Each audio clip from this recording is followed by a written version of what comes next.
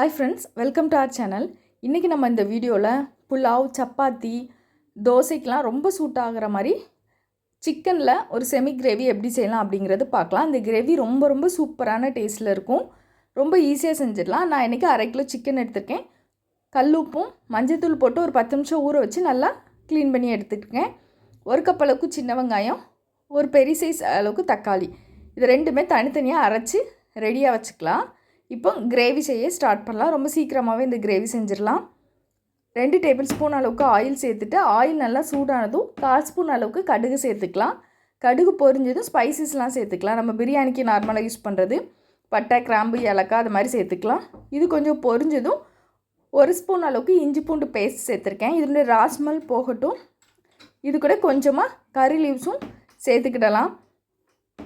இது வதங்கினதுக்கப்புறம் நம்ம அரைச்சி வச்சுருக்கிற வெங்காயம் சேர்த்துக்கலாம். இது கூட நம்ம ஒரு பெரிய வெங்காயம் கூட நம்ம சேர்த்துக்கலாம். நம்ம விருப்பம் தான். கிரேவி கொஞ்சம் திக்காக கிடைக்கணும் அப்படின்னா வெங்காயம் இன்னும் கொஞ்சம் கூட நம்ம கூட்டிக்கலாம். இப்போ வெங்காயத்தோட ராஸ்மல் ஃபுல்லாக போகணும். 1 ஸ்பூன் அளவுக்கு கல்லுப்பு சேர்த்துருக்குறேன். போனதும் சிக்கன் மசாலா 2 டேபிள் ஸ்பூன் அளவுக்கு சேர்த்துக்கிடலாம்.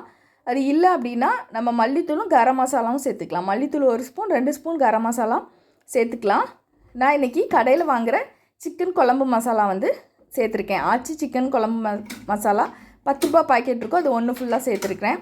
இதை நல்லா வதங்கினதுக்கப்புறம் அரைச்சி வச்சுருக்க தக்காளி சேர்த்துடலாம். இப்போ இந்த தக்காளியோட ராஸ்மல் போய் எண்ணெய் பிரிஞ்சு வரணும். அது வரைக்கும் நம்ம குக் பண்ணிக்கலாம். இப்போ சூப்பராக நமக்கு தக்காளியெல்லாம் வதங்கி கரெக்டாக இருக்குது.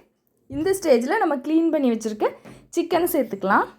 இந்த ரெசிபி நம்ம தண்ணி எதுவும் ஊற்றாமலே இந்த ஆயிலே நல்லா சிக்கனை வேக வைக்கணும். அப்போ தான் டேஸ்ட் ரொம்பவே சூப்பராக இருக்கும்.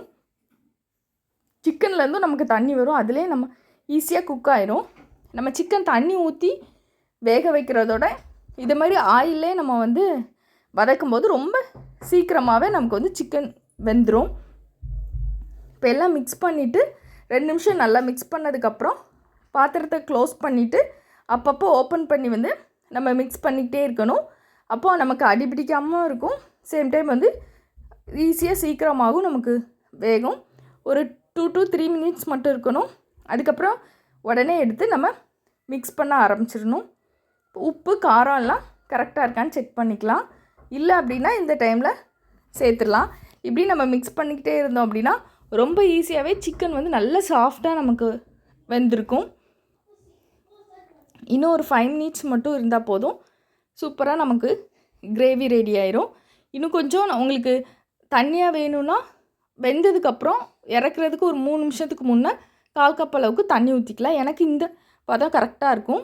அதனால் இது மாதிரி எண்ணெய் பிரிஞ்சு வந்ததும் நமக்கு ரெடி ஆகிட்டுன்னு அர்த்தம். இந்த டைமில் நான் ஸ்டவ் ஆஃப் பண்ண போகிறேன். லாஸ்ட்டாக மல்லியெல்லாம் மட்டும் தூவி இறக்கிற வேண்டியதான். புலாவோட அப்புறம் கீ ரைஸ்க்கு ரொம்ப சூப்பராக இருக்கும். சப்பாத்தி, தோசை, இட்லிக்கு அட்டகாசமாக இருக்கும்.